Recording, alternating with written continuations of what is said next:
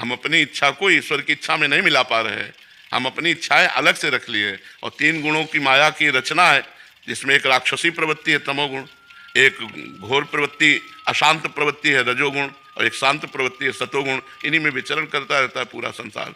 कोई त्रिगुणातीत होकर अपनी इच्छाओं को भगवान में समर्पित करके, जाहि न चाही कबहु कछु तुम सन सहज सने बसहु निरंतर तासुर सो राउर निजगे। जिसने इच्छाओं को मिटा दिया वो भगवान को प्राप्त हो गया, फिर भगवत स्वरूप हो गया।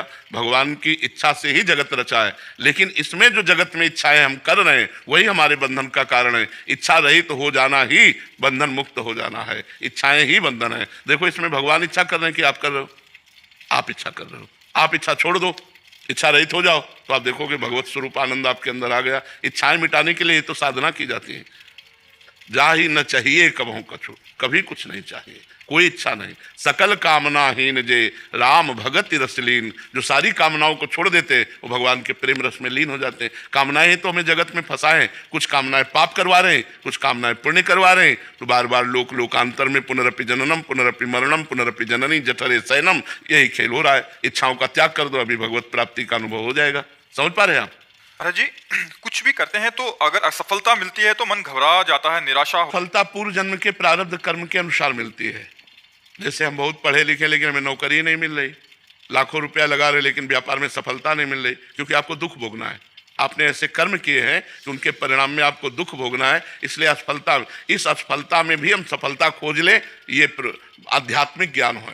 अगर आध्यात्मिक ज्ञान नहीं है तो फिर लाभ नहीं मिल पाएगा। असफलता में भी सफलता, जैसे दोनों किडनी फेल हैं, परेशानियां हैं, लेकिन कोई परेशानी नहीं, भगवान की कृपा से जो होना चाहिए वो हो रहा है, बस आनंद है। क्यों? क्योंकि आनंद स्वरूप भगवान से हम जुड़े हुए हैं। अगर आप जुड़ो तो असफलता भी सफलता में बदल जाएगी। वो भगवान कर्तुम अकर्तुम अन्यथा कर्तुम सर्व समर्थ ईश्वर है। देखो, सुदामा जी का प्रारब्ध 3-3 4-4 दिन भोजन नहीं मिलता था, और श्री कृष्ण की कृपा सुदामा पूरी बना दी।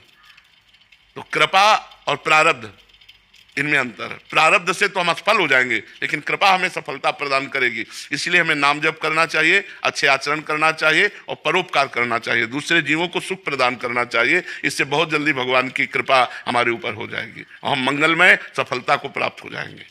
हरिवंश महाराज जी, क्या कभी भी किसी भी भगवान का चिंतन हो, किसी भी प्रकार का, जैसे भगवान के भजन होते हैं, कीर्तन माना जाएगा? महाराज जी ये कह रहे हैं कि हनुमान जी, मारुति जी, जय माता दी, जय सिया राम, राधा कृष्ण, ये सब नाम के अंतर्गत आते हैं। ये प्रारंभिक बातें हैं, प्रारंभिक बातें। और भजन का स्वरूप तो यह है कि एक नाम पकड़ लिया और 6 घंटे उसी पे आए। राम पकड़ लिया तो राम राम राम राम राम राम, 6 घंटे राम जपे, तब जाके नशा